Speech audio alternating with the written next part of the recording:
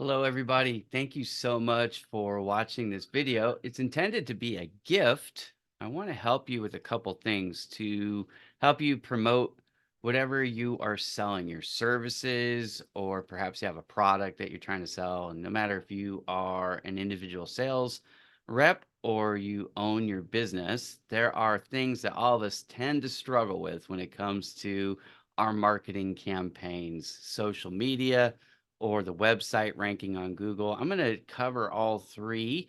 And this is just information that I've learned along the way. If you don't know, I run a marketing company called Bowman Digital Media, and we help our clients with these things. But I'm not trying to sell you anything here today, just trying to give you some free information that you can take, incorporate into your own strategies and efforts, and hopefully increase your return on investment with the time and effort that you put into your marketing. So let's get into it a little bit. The first thing that I want to talk about, because it applies to most people, again, despite your role here, um, all of us tend to use social media. If you're not using social media, big clue, there's a lot of people out there on social media, and you want to increase your visibility. But specifically, one of the things that I notice, and I've noticed that not only for myself, but for clients, and then also as a potential customer of other people, is it seems like people have forgotten the social component or element of social media itself. In other words, they're just treating it as another way to pitch their product. Before somebody's likely interested in buying from you, they have to like you. They have to understand and know who you are, and they have to understand the value proposition that you're offering to them.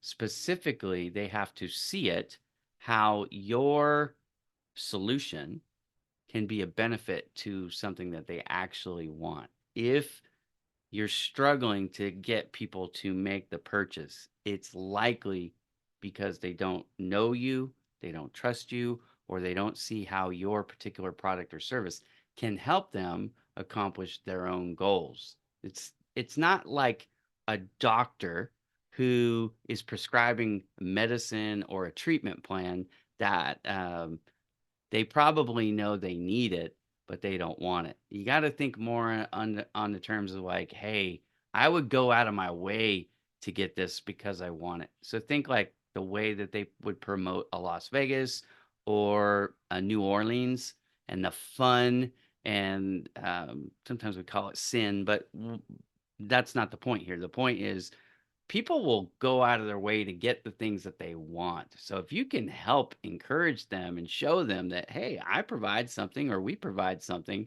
that you want, and you also can build a relationship with them, a rapport with them. So they see you, they like you, they trust you. Now you have a winning combination.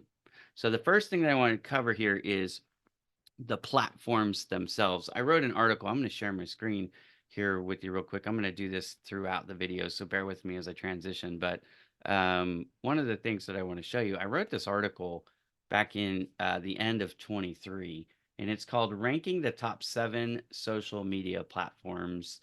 I will put the link to this here in the YouTube description so you can find it if you want to come and actually read this. But the point of the article is actually pretty simple. Most of us, especially in business to business, we spend the majority of our efforts on LinkedIn because we assume that's where the majority of the people are. And it's actually a huge mistake to think that way.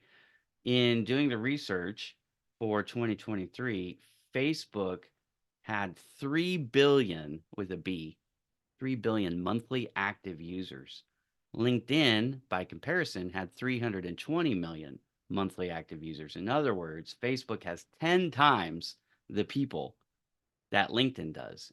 And what's interesting, beyond just the the gap of people, that there's so many more people on Facebook than LinkedIn, also, if you look inside the demographics, where they're from and who they are, it might shock you to know that there are far more Americans on Facebook than LinkedIn. LinkedIn only has about 23% of the monthly active users come from America. So if you provide a service that's only available in your local region or geographically in the United States, and you're focusing all of your social media efforts on LinkedIn because that's the business to business platform, so we've been told, anyways, that could be why you're struggling to gain traction because the audience that you need to see the message that you're putting out simply isn't there. Okay. So where can you go? Well, Facebook has almost 50% of the 3 billion monthly active users are from the United States. That's a huge number. So there's a lot more Americans on Facebook. But if you don't like Facebook for whatever reason, I would strongly recommend you go to YouTube and put out videos like this one. Why? YouTube has right now 2.6 monthly active users. I believe it actually is going to surpass Facebook as the number one platform on social media in 2024 by the summer, to be very specific, when I think that that switch is going to happen. But I believe it will happen and happen soon. What's interesting about YouTube, even more so than Facebook, the amount of Americans who watch YouTube at least once per month is 81%. There is no other platform where you can find more Americans, social media platform, where you can find more Americans on a regular basis. And those are 18 and older. Most of your demographics, if I asked you, who are you going after? Who is your ideal client profile? Most of you would give me demographics that YouTube covers and covers in large quantities.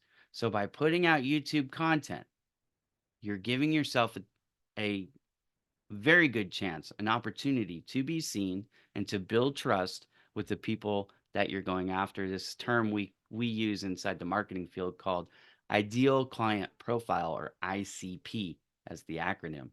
And your ICP is most likely on YouTube. So definitely want to do some YouTube work.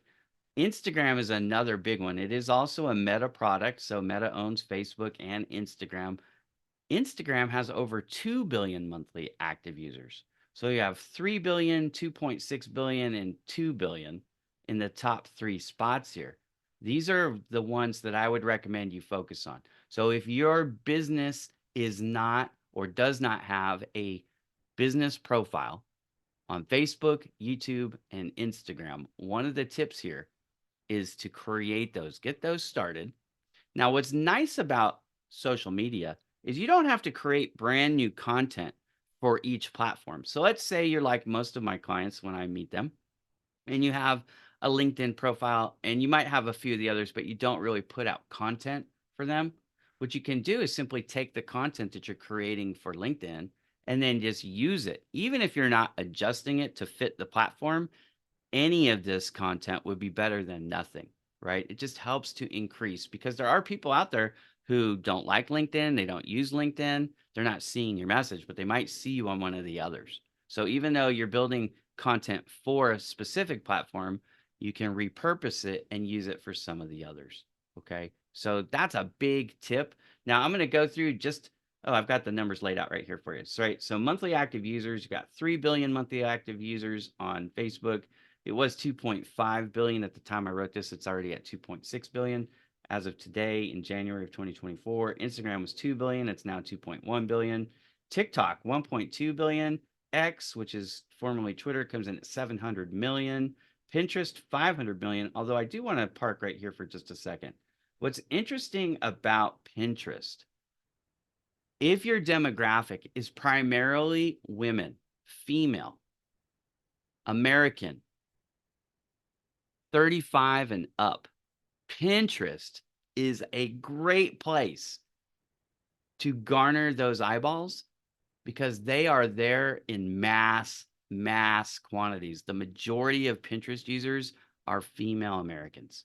So take advantage of that. Now, what can you do? You can do a lot of things, but what I suggest with Pinterest is you create a board for your company on your company profile, create a board, that's what they call it, and add, or what they call pin, every image on your website, every social media post image, every video that you create, just pin those.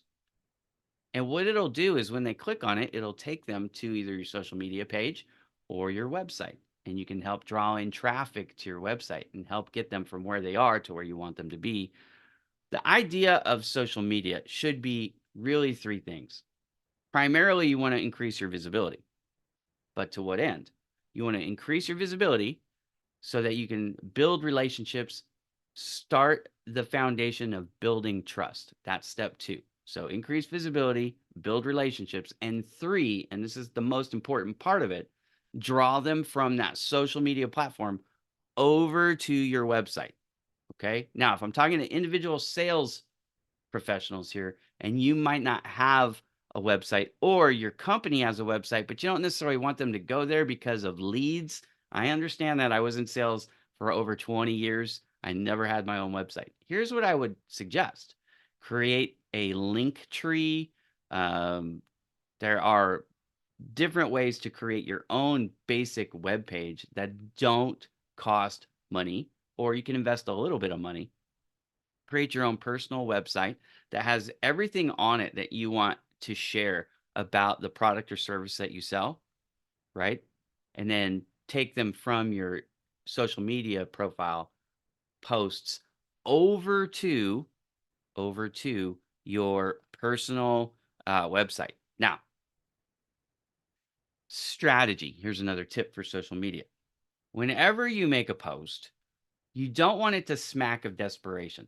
Why? Because people don't want to buy from other people or companies that are desperate for business, right? Think about it. The person who plays hard to get a little bit is the one usually that gets pursued, that gets chased. So there's some psychology here. So what you want to do instead is you want to tell people, like, think case studies, okay? Sales reps, think about situations where you had a client or a prospect that was in a bad way.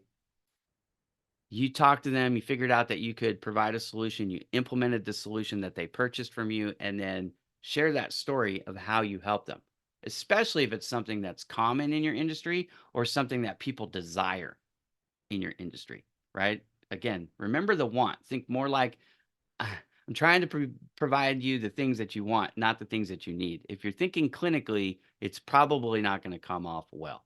Okay. So we're looking for things that people want. We want to communicate these stories and demonstrate how we help people, right? It doesn't come off as a sales pitch, because you want people on the other end of the screen, when they're reading your post, to be nodding their head going, I want that. Me too. I can relate to that. I resonate with that message, right? That's how you're going to draw people in. Now, do not create posts that come off like advertisements. You want to create content that comes off as value, share, information. Much like this video, I'm providing a lot of content here. Why?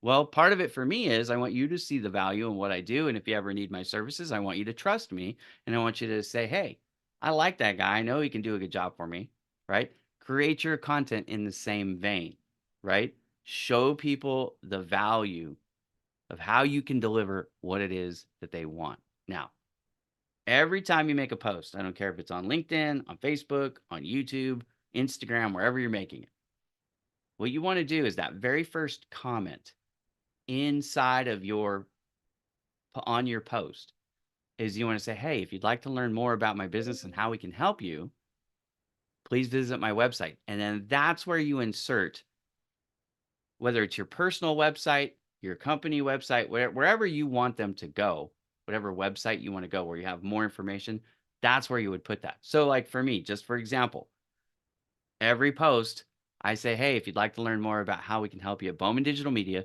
please visit. And then I put the website for Bowman Digital Media, which is just bowmandigitalmedia.com, right? Now it's not in the post, so I'm not selling people, but I'm giving them an opportunity. I'm making it easy for them to find my website if they want more information. So you would do the same thing. So let's just say that your website address is abc.com. So you would make your post, and then right after you post it, immediately you go to the comment section, you make a comment, and you just say, hey, if you'd like more information about how I can help you, if you have similar desire, visit my website at abc.com, right? That's how you would do it. Okay. So how else can you utilize social media to increase your visibility in a smart way, strategic way?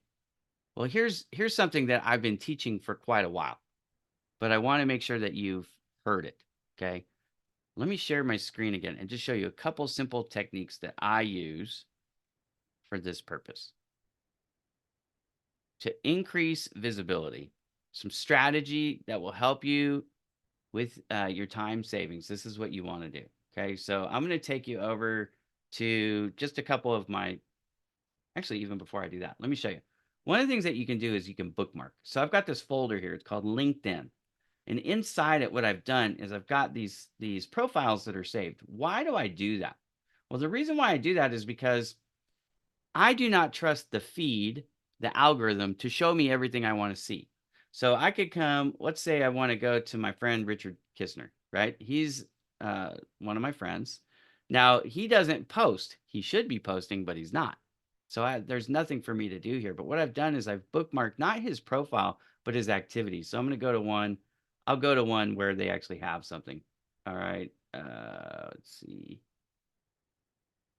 Well, here's one, Simon Sinek, right? So why would you bookmark this? Let's say, for example, you were trying to catch the attention of Simon Sinek. Now that would be very hard because he's very popular, right? He's got millions and millions of followers. But what I can do is I can come here and I can see what his latest posts are. I can give it um, a reaction. Now, I never use the thumb, just in full disclosure. Here's a mini tip. I always use one of the others. Why? Because it's unique. Most people give the thumb, so I like to use either insightful or the celebrate. I very rarely use the heart just because I don't want to send out the wrong message there. But I'll use support when appropriate, and I will use funny when appropriate. But anyways, most of the time it's celebrate or insightful. So I would click that, and I would write a comment. Now I would need to read this before I can make a comment, but I would comment in here. Why do I do that? Remember what I said. One of the main objectives here, that what you're trying to do is you're trying to build rapport. So by bookmarking your target prospects, or bookmarking vendors that you work with, or bookmarking clients that you work with, the reason why you want to do that, A, you want to go and support them every once in a while, just because you want to keep them top of mind. But when we post, if we're being honest, most of us are hoping that we get comments, that we get engagement. We like that. Of course, it's social media. Remember, I said that's the thing that most people are forgetting about. So when they have a profile, they're making content usually, but they're not spending enough time engaging with other people's content. And you can actually build rapport with people in just a matter of months by engaging regularly with their contents. Now, here's what you don't do, because again, some of you are just going straight for the throat. You're desperate, and it comes off that way, and it's not effective. So instead, when you make your comments, when you make your posts, you're not selling in the posts, you're not selling in comments of other people's posts. Now, you can sell in the comments of your own post. So let me clarify that just in case you missed it. You can rewind the tape, but I'll say it again.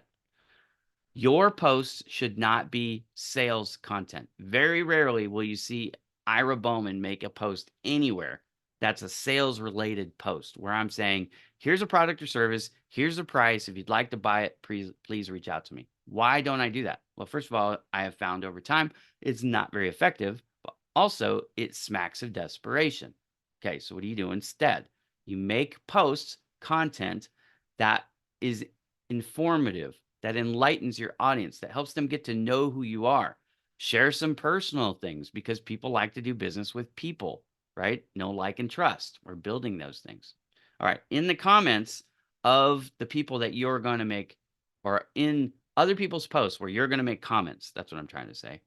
You want to not pitch slap them. What is pitch slap? Great question. In the comment of their post, do not say, hey, would you like my service or my product? I would love to be your new vendor, right? Anything like that. No, no, no, no, no, no. Read the post, make a comment that applies specifically to the post. Show you support them. Show them that you can talk and communicate without trying to sell. By doing that, they'll gain trust that you're not just trying to sell them something. They'll appreciate the fact that you were there and supported them. If you do that on a regular basis, not like a stalker, but periodically, every couple weeks, every couple days, you have to kind of determine what is the right variance there. And part of that answer, just in case you're curious, like how do I decide how often to comment on somebody's posts? Well, it's going to depend a little bit on the frequency with which they create posts themselves. If they post one time a day, I would suggest maybe you comment on every third post. Don't do it as a hard and fast rule, though. Mix it up a little bit, right? You might do two in a row, and then you might take a 5 post break and then do it again, but mix it up a little bit, okay? But about 33% is probably the right amount. Why? So you're not coming on so strong, for one, but also you're there enough that they realize you're a regular contributor. What you probably are going to notice is one of two things. They are going to start to reciprocate the attention to your content, which is great because now they're reading your messages, which you really want them to do, because that will help them understand the value proposition that you offer. The second reason or thing that you might notice is that if you're not connected already, they haven't friended you or connected with you or subscribed to you, the different platforms call it different things. They might, and they're likely to, send you a connection request. So it's a way to build your own following at the same time, which is amazing. All right. So when do you pitch them? You hang on as long as possible, is the thought here. You wait for them to open the door. When they reach out to you and say, hey, I noticed you do fill in the blank, whatever it is you do, and I would love to talk to you about it. Great. That's when I would suggest sending them a Calendly link or a meeting request. Don't do it over an email. Don't do it over a LinkedIn message or a DM. Do it on a Zoom call or if you can, face to face. Again, because now you get to see them and there's a lot of nonverbal communication that opportunities that can happen there with the online Zoom call or a face-to-face meeting that you don't get, that gets lost in translation when it's just a written communication, whether that be email or a text. A phone call would be somewhere in the middle there, right? Because you get a little bit of the nonverbal communication. You can at least hear the inflection in their voice and the pauses that they're taking and things like that. But having that visual, the ability to visually see them is beneficial there. Okay. So bookmark them as a favorite, visit their account activity periodically, and then make comments, but make value added comments on topic. Never solicit them in the comments. And by all means, if you haven't figured this out already, let me just spell it out clearly. You're not trying to send them a direct message with a sales pitch either.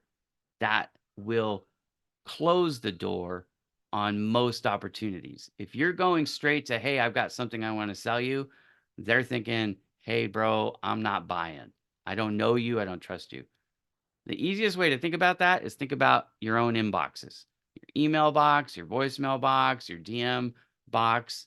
When people you don't know send you an unsolicited request for you to purchase something from them, how likely are you to buy it from them? That's how other people see your messages. So how do you break the ice? They give you a perfect opportunity because they're creating content. You can go comment on it. You're not sending them friend requests. You're not sending them private messages. You're doing exactly what they're hoping for. What do they want when they make the post? They want people to engage. They want people to like it. They want the dopamine hit that comes with it, right? Well, you're giving them that. So you're becoming popular. The more often you do it, the more popular you become. Just don't take it too far where you be seen as a stalker. Don't take it too far and try to close that sale without first building the foundation for the sale, which is they have to know you, like you, and trust you. That's how you're going to get more sales faster with social media. Okay, let's go over to another extremely important topic. I'm going to share my screen again.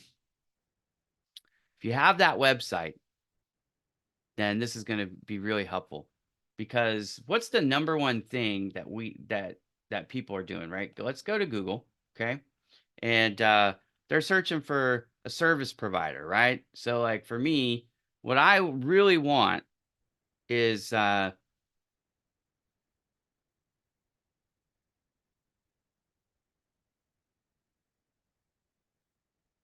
so when someone types in something like this, digital marketing service provider, and they hit enter, okay? They hit enter, and Google comes up with these answers. Well, what I really want is I want my business to show up here in the top. Now, I've got this right here coming up, which is great. Now, to be fair, it knows who I am, so that's probably why that is there at the moment, because I don't rank in the top 10 for digital marketing service provider, but I do rank in the top 10 digital marketing service provider in Moreno Valley, which happens to be where I live. Okay, so I'm number one. My company is number one for that keyword. But this is the point here. I want you to consider the keywords. Why? Because keywords is the main way that Google is going to return your website page as one of the options here on the first page. You've got to consider that. So this is not just for SEO, by the way. This is also true on social media. You want to use the terms that people are searching for when they're looking for whatever it is that you offer, product or service that you offer. What are the terms that people are searching in mass? Think like frequently asked questions, but these are frequently used terms.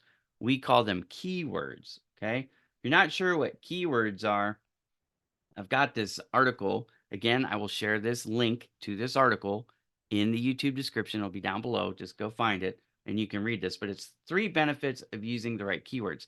This is not just for SEO. Again, this is for everything, whether it's emails, in your headings. This is social media content. This is obviously any blogs or articles that you would write content for your pages. You want to put these in the titles, in the heading sections of all your content. Okay. And just as a bonus, SEO bonus tip here, because of the way the algorithm works on Google, you want to focus each page on your website on a different term. So if you had 10 terms that you wanted to rank for, you would want to have at least 10 pages, and each one of those pages would focus on one of those 10 terms. Okay. So again, keywords on Google, your own website competes with itself if you didn't know that for the term. So if you had every single page fighting or using the same key term, you actually would have 10 different competitors, even though they're all on your website. And that's really how Google works. If you think about it and you go spot check me here. Google doesn't promote websites, it promotes web pages. So you could have Wikipedia, for example, right? Well, if it's sending you to Wikipedia for something related, let's say I was looking up male pattern baldness or something like that, right? It's going to take me to not just Wikipedia, the homepage. It would take me to the Wikipedia page, baldness or bald or something like that. I don't know. I just picked that out of the hat. No pun intended. But, anyways, I just randomly picked that, right? So make sure you're using the key term on one specific page and then build all that content on that page centered around that key term. That's how you would do it. But 3 benefits of using the right keywords. Okay. And I have a whole show, my Marketing Mondays show. If you click on this link to the blog, you can find this episode if you want to watch it. I think it's 90 minutes long. But here's the benefits of using the right keywords. It's going to increase your organic traffic. Now, what is organic traffic? Organic traffic is the traffic that you're not paying for. That's stuff that you do on social media that promotes it. That might be emails that you've sent out that promote it. That might be the SEO work that you're doing to help yourself rank higher on Google. Any of those things. Anything that you're not paying what we call PPC or pay per click. So advertising. Anything that you're not using as a specific advertisement to pull them over. That's what we call organic or free. Okay. So it promotes more organic or free traffic. It's very helpful. Number 2, it improves your brand awareness, which is great. It improves your brand awareness for the thing that you want to be known for, by the way, which is really, really helpful. I want to be known for the marketing space. That's where I live. I live inside digital media and marketing. Okay. So helping improve my brand awareness inside that space, again, very helpful because it brings people over. You hear this term a lot, the right people. Well, the right people are the ones who are interested in what you do and can afford your services and happen to be located in a place that you cover, right? Your service area. Okay, that's the right people. It also helps you to win higher conversion rates. Why? Because you're talking about the thing that they're interested in. Remember when I said want? This is an important distinction here between want and need. If they want it and you're known for delivering it, then you have a good shot of earning their business if you've built the rapport that we talked about with all the social media strategies that I shared. Okay. So, how do you find the right words? I've got, again, this article, but I'm going to just read you a little bit of it. You start by brainstorming the list of key seed keywords, right? So you start with what you think is obvious, and then you check the rankings. Where do you check the rankings? I've got some tools here for you. These are all active links. You can click on any of these. But Google Keyword Planner, Ahrefs Keyword Explorer, SEMrush Keyword Magic Tool, Uber Suggest, and Answer the Public. These are 5 tools. You can use any of them for free. Some of them do have paid subscriptions where you can do more, but you can use any of those tools for free. So there's some tools for you. But you want to use the keyword research tools to find the related keywords. We call them long tail, but here's an example. So like if I was searching for marketing and I just put in marketing, that's pretty generic. So there's tons of competition. But if I say marketing in Moreno Valley, now it's a longer tail keyword because there's 4 words now instead of 1, and so it eliminates some of the competition. So when you're trying to build your rankings, your visibility, you don't necessarily want to start with the hardest words. The smaller the word phrase is, so 1 word, 2 words, 3 words, the smaller the phrase is, the harder it usually is to compete for that phrase. So you start typically with 3, 4, 5 word phrases. They call them long tail keywords. Okay. So you start with 4 or 5 word phrases and start to compete for those. And as you compete for those, then you can start moving into the 3 words and then the 2 words and then the 1 words, kind of work yourself backwards over time. How long does that take? Depends on your industry. How much competition is there in your industry? So typically what we recommend is you start with your local uh, territory first, right? Like I started with Moreno Valley and then I increased it to Riverside, which is the county that I'm in. And then I started to go after Southern California and Los Angeles. So I started small and then started to expand it as my rankings grew because that extra traffic helped me with my overall authority score. And so, anyways, there's a lot to it, but it takes typically 12 to 18 months to get a lot of traction. And then depending on your industry, if you're going after, really short keyword phrases, that could take years and a lot of money, just to be completely honest. But you can change most small business fortunes in, 12 months on a budget of hundreds of dollars a month as opposed to thousands or tens of thousands. So it really doesn't take a lot of time or money to build this stuff up if that's what you want to do. Okay. How do you utilize the keywords? Well, there's a variety of ways to use the keywords, but you want to use them mostly, like I said before, you want to use them in the page titles. And then there's something called meta descriptions. This is in the back end of your website when you're telling the search engines what your content is about. But also remember, you want to use the keywords in your emails, especially in the titles of the subject line. You also want to use the keywords in your social media content. So if you're making an image and you're competing for digital marketing services, then make sure you use digital marketing services in your graphics. And then you talk about the benefits of your services, how you helped somebody specifically is the best way to do it again in the post itself, right? So that's how you do it. Now, if you're using the wrong keywords, you're bringing in people who probably aren't interested in your service. And that could be a problem. You have a lot of visitors, you get a lot of looky-loos, you might even get some appointments booked, but then when you meet with them, they were the wrong people. Using the wrong keywords can affect you in so many ways. It can help keep you in obscurity. It can reduce your visibility. Like I said, it can bring the wrong people, which you're not trying to judge them on, their worth as a human being. It's just their worth as a potential prospect. Not great. The other benefit of keywords, if you can get people in your network, in your sphere of influence, to understand what you do, to understand how you help through these case studies and the posts that you put out there. And you can get them to identify the keywords that you want to be related to. You will find your referrals go up. Why? Well, I get a lot of referrals, and here's why I get them. Because people know the 6 core products and services that I offer because I talk about them all the time on a schedule, right? I'm not trying to sell them, but they know that I offer website creation, website development. We do SEO. We do social media management. We do photography and video work. Okay, so they know that we do these things. They hear somebody else, whether it's online or in person, who needs what we offer, and because we're top of mind, they go, "Hey, have you talked to Ira at Bowman Digital Media?" And you can get them to do the same things for you if you educate them. And those keywords, again, help in a variety of ways, one of which is probably your best source of new business, if you're honest, right? Referrals are what most small businesses are living off of. So how do you increase referrals using keywords? It helps cement what you do to the audience who's not interested in using you as a client, but who might very well be willing to recommend you because they know, like, and trust you. Again, that know, like, and trust is a huge asset, right? Okay. So with that, I hope that this has been helpful. All right.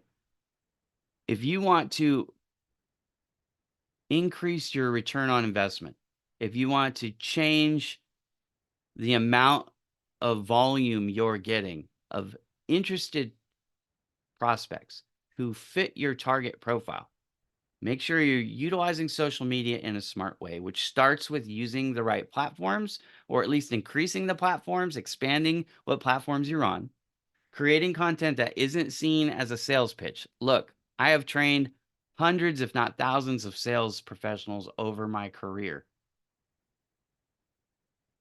If you focus on rapport building and educate people on how you help, the sales start to happen naturally. You don't have to force it. But if you go straight for the kill too fast, you're straight to close, you haven't laid the right foundation, you're probably getting a lot of no's and doors slammed in your face. And that's going to happen, as everybody knows in sales. Not everybody's going to be interested all the time. Even if they are interested, they might be locked into a previous commitment. They might not have the budget. They may not have the authority to make the decision, all those things and more, right? But the fact remains, if you can get them to be aware of who you are, aware of how you help, it's something they want, eventually they're going to figure it out, or they can point other people in your direction.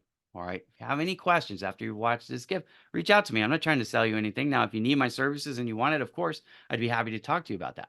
But if you have a follow-up question, or you didn't quite understand something that is in this message, send me a direct message. Ask me. I'd be happy to help. Again, there's no strings attached here. This is just me trying to help. My name is Ira Bowman. I do run a company called Bowman Digital Media. You can find me all over the internet. That's what we do, right? But I challenge you, go through my content.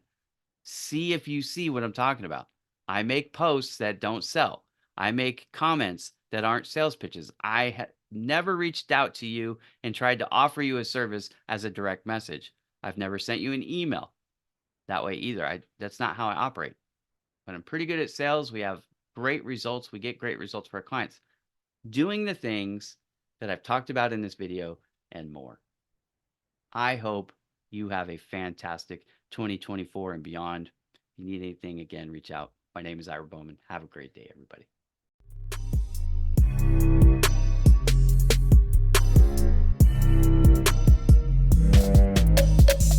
BowmanDigitalMedia.com